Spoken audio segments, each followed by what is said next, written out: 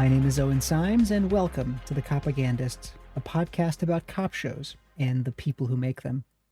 This week, we're delving into the depths of one of the thinnest skins and most jealous egos the federal bureaucracy ever produced, J. Edgar Hoover. We're going to spend our time dredging up fragments of wounded pride, petty grievance, and professional malice. That is to say, we'll be reading a lot of memos. And if this sounds dull, don't you worry. Some of them have been marked urgent.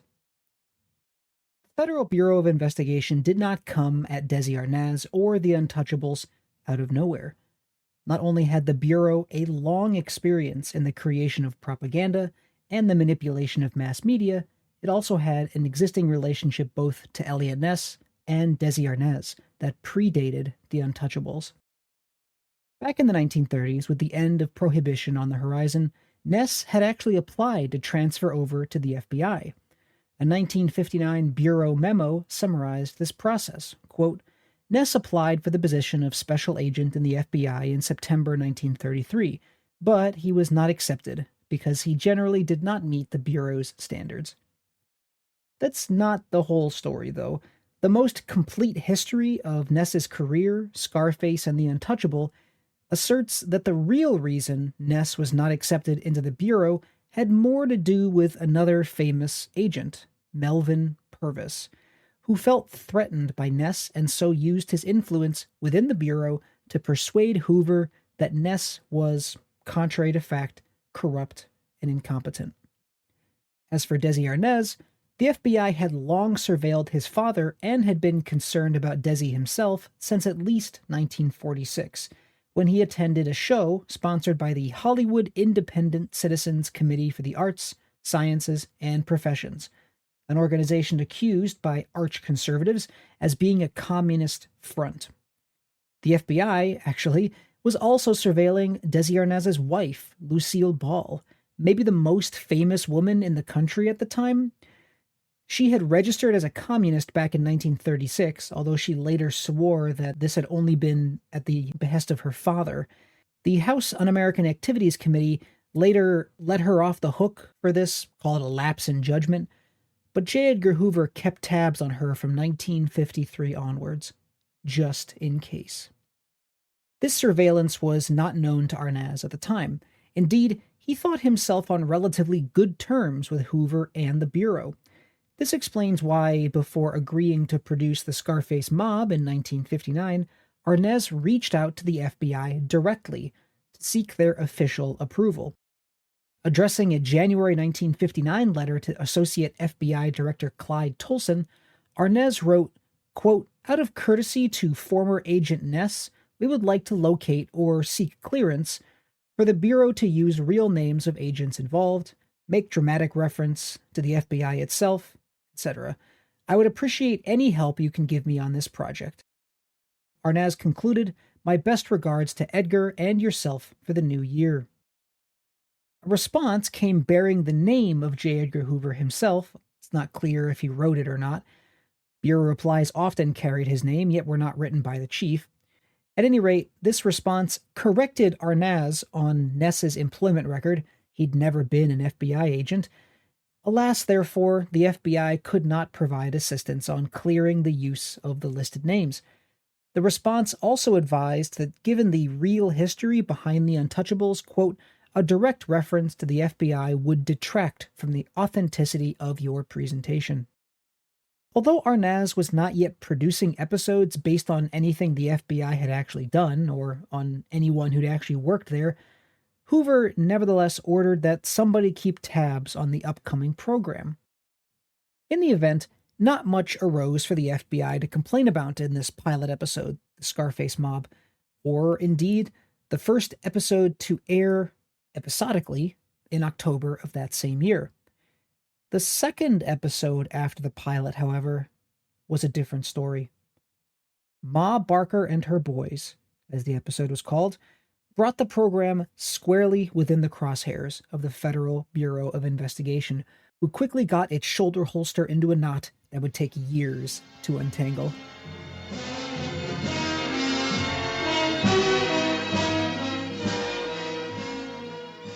The episode, which recounted the real-life FBI takedown of a criminal gang, but put a Treasury man at the center of the proceedings, was slated to premiere on October 22nd. The FBI only got word of its existence a week earlier. One day after getting news that this episode was going to broadcast, Hoover shot off an urgent message to his SAC in Los Angeles. Quote, "The Bureau has learned that next Thursday's program on the Untouchables will deal with Ma Barker and her gang. Immediately contact Desilu and ascertain if FBI to be depicted with Barker case. If so, Bureau does not appreciate Desilu's depicting us without consultation or permission.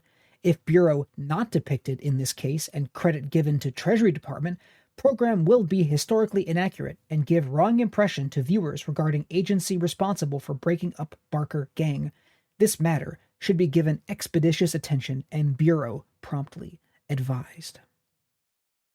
Early the next day, the Los Angeles SAC replied to Hoover to confirm that the episode did indeed deal with the Ma Barker case. Alarmingly, the script had the Treasury Untouchables identified throughout as quote-unquote federal agents, rather than specifically part of the Treasury Department. This, feared the FBI, would confuse audiences into making the assumption that Ness and company were part of the Bureau. When the Los Angeles SAC confronted the show about this issue, someone attached to the production, their name has been redacted in the existing memos, tried to defend the script by pointing to opening narration that differentiated between Ness, his agents, and the FBI.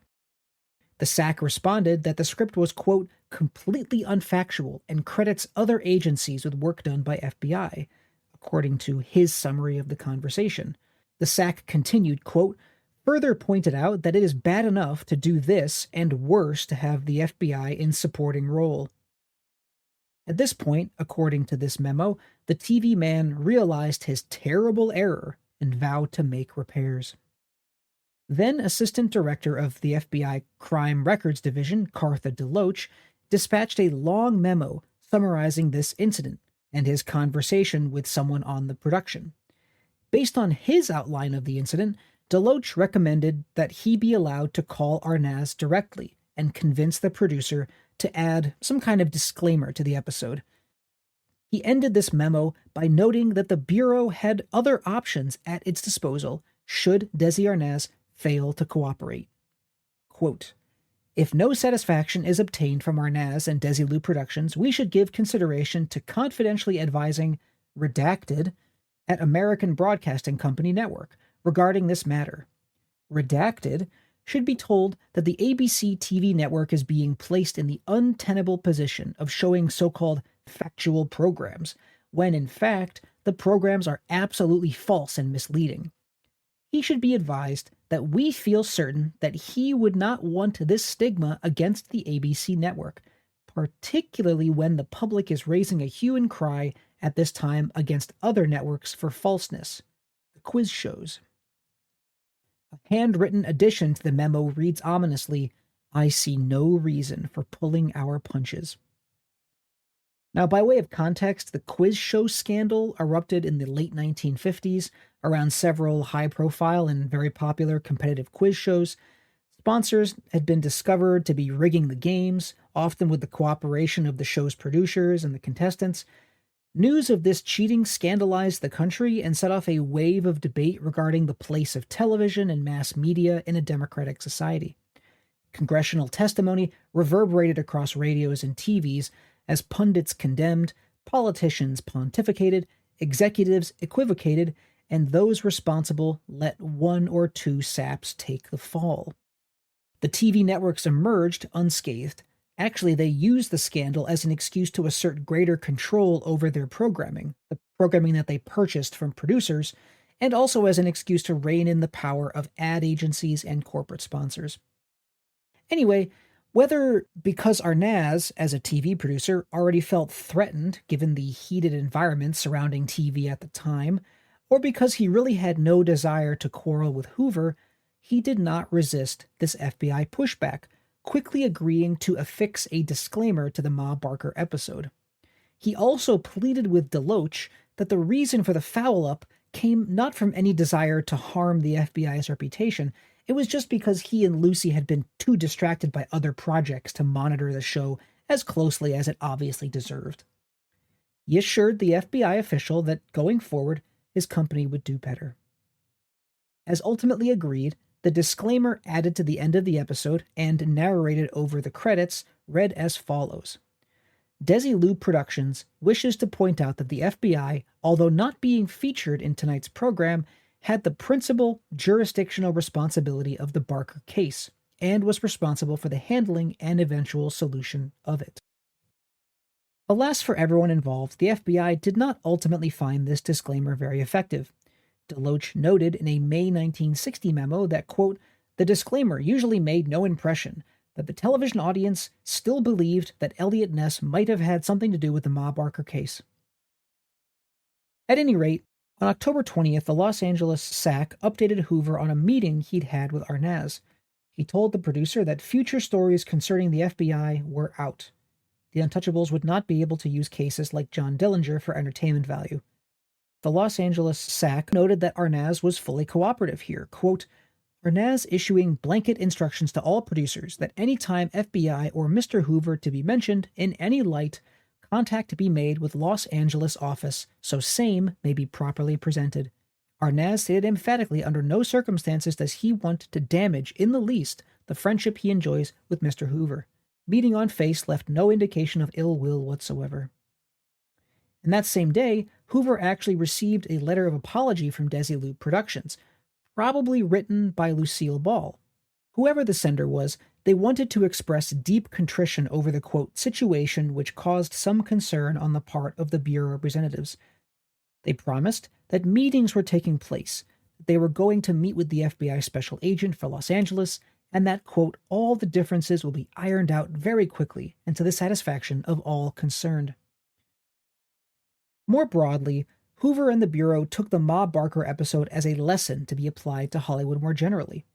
As Agent Tolson noted to Deloach in a memo dated October 21, quote, in connection with our recent experience with Desilu Productions, it is felt that the attached letter to SAC Burke in Los Angeles will be most appropriate at this time. This letter points out to Burke the need for maintaining an extremely close watch over motion picture and television productions in his area, in order that the Bureau can be immediately apprised of any activities which are undertaken to depict the Bureau in a television series.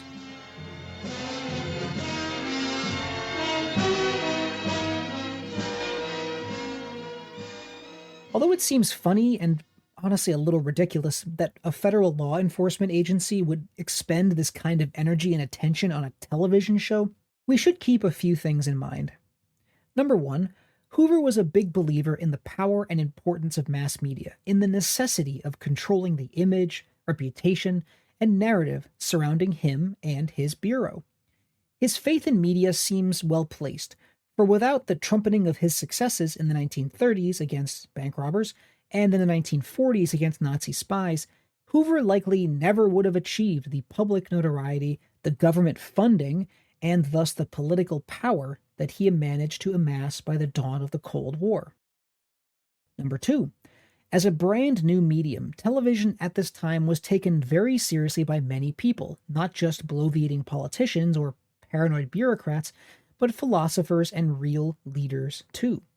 It's no surprise, therefore, to see serious discussions being had about the potential of a show to affect public opinion. 3. As evidenced by a number of telegrams and letters received by the FBI in the wake of the Ma Barker episode, it really was the case that viewers confounded fact with fiction. In a way, this confusion was the result of Hoover's successful use of mass media. When people thought of G-men and federal cops, they thought of the FBI. For many, it never occurred to them that federal agent might mean anything else. Some viewers, for instance, wrote in to praise the Bureau based on the erroneous impressions they gleaned from the Untouchables. In December 1959, for instance, one letter read, "Attention, Mr. Edgar Hoover. Gentlemen, last night we saw another Desilu production of the Untouchables. It was a moving account, as were the others, of the moral courage of FBI and their dedication to law and order. We simply want to say that we are grateful to you, your men, and your entire department for the outstanding service you are rendering to this country, cleaning out the scum of society and upholding what is right. And honestly, I'm not really sure how Hoover would react to a letter like this. There's a sense of pride at being seen as a paragon of the law, but also maybe frustration at the Bureau being lumped in with the Treasury. Also maybe confusion that while the facts of history had been misrepresented so publicly and so blatantly, this viewer nevertheless found his way to the truth that the FBI was good at their jobs, regardless of how many wrong turns he took to get there. Must have been kind of a strange experience. The Bureau received another letter in February of 1961 asking to clear up some factual confusion. Quote, after seeing some episodes of The Untouchables in which they showed falsely how Al Capone was put in Alcatraz, some of my classmates and I began to wonder how Capone died. We asked about it in English class, but our teacher dismissed it because we could not agree. Could someone please answer the question and tell us how, when, and where Capone died? Remember, the FBI didn't really have any involvement in Al Capone or the case against him. That was pretty much all the Treasury Department. As the Bureau received messages like this, and as Desilu continued to produce new episodes of The Untouchables, the Bureau stepped up its monitoring of the program. They weren't going to be blindsided again. Disclosed FBI files show increasingly detailed summaries of the show's episodes over the course of the first season. In November of '59, for instance, Deloach received a memo outlining the episode where Ness took down Mad Dog Cole. Although the FBI is never mentioned in the episode, the memo notes that, quote, the suggestion is conveyed that jurisdiction in kidnap matters falls within the authority of the Untouchables. There is a tendency to usurp FBI jurisdiction for the purposes of portraying achievements of other law enforcement agencies. And this trend was one that the Bureau would need to keep an eye on. A few weeks later, another memo detailed the episode The Artichoke King, not to be confused with The Liver King, which again noted that while, quote, no mention was made of the FBI, the public could have easily obtained the impression that the Untouchables were in fact FBI men, since this anti-racketeering, extortion-type investigation would come within our jurisdiction. The final episode of the year, You Can't Pick the Number, dealt with the breakup of a Chicago numbers racket. An FBI memo noted, quote, there appeared to be no basis for federal jurisdiction, but Ness and his quote-unquote federal men were given credit for this investigation. The memo ended by promising more monitoring in the new year.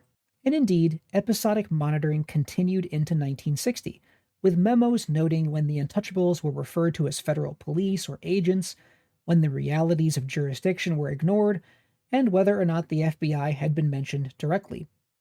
By April 1960, an FBI memo noted that the episode The Doreen Maney Story proved that the show, quote, apparently sank to a new low in its depiction of federal crime fighters.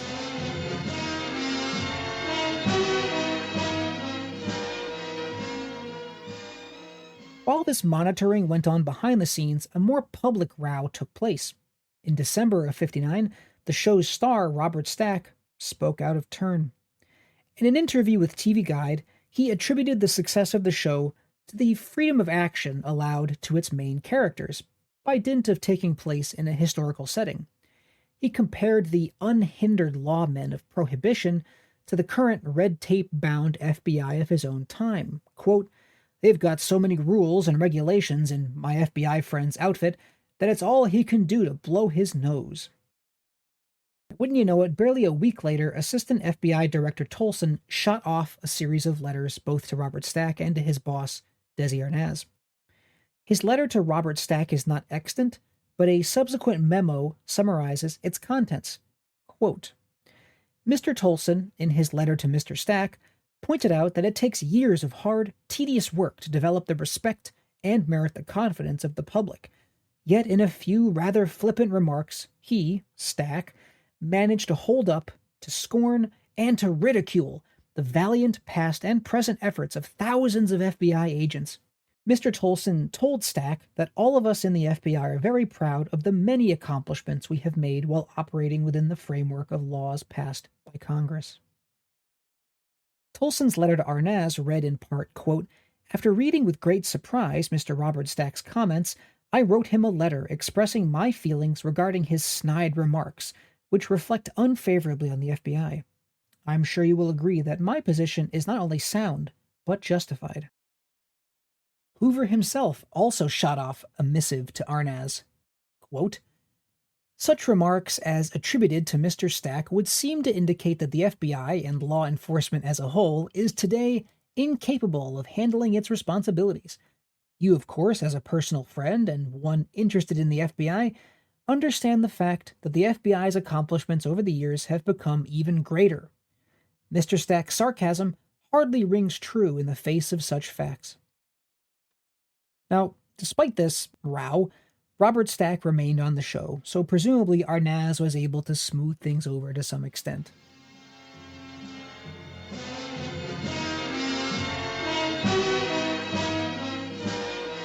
It wasn't just the content of the episodes themselves or the public utterances of its star that the Bureau had a problem with.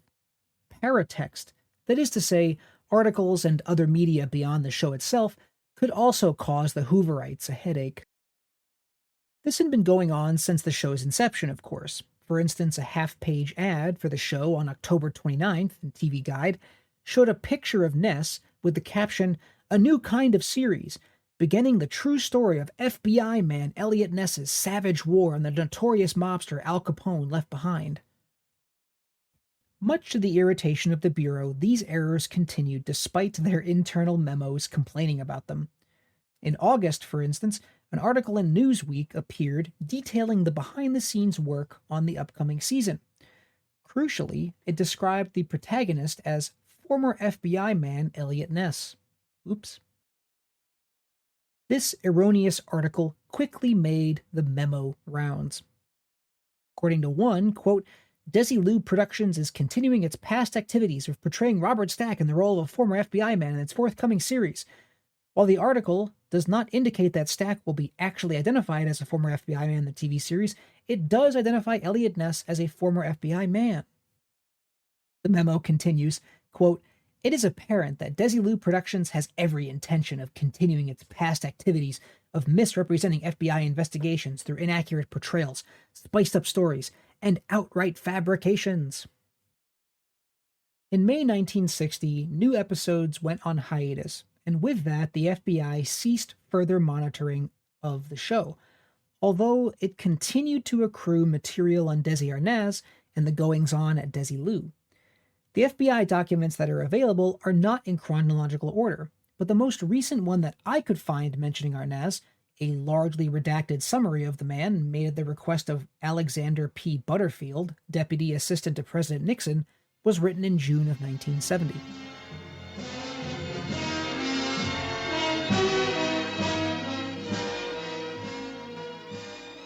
Okay, we've covered a lot of ground this week, so let's summarize. Desi Arnaz began his production process for The Untouchables under the mistaken impression that Ness had once been an agent of the FBI. The Bureau corrected this misapprehension, but nevertheless decided to monitor the show.